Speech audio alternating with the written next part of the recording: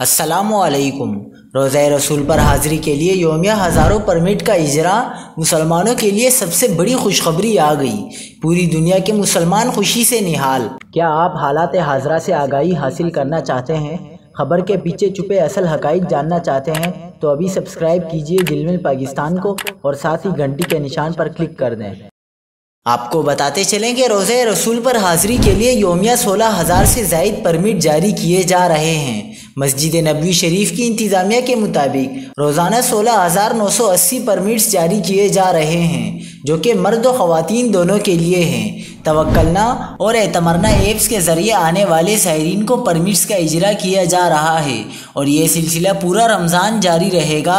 इंतज़ामिया का कहना है कि 20 रमज़ानुल मुबारक तक रोज़ा रसूल की ज़ियारत के लिए आने वालों को जारी करदा परमिट्स की तादाद 5,17,000 तक पहुँच जाएगी। रमज़ान के आखिरी अशरे में यौमिया 11,095 परमिट जारी किए जाएंगे।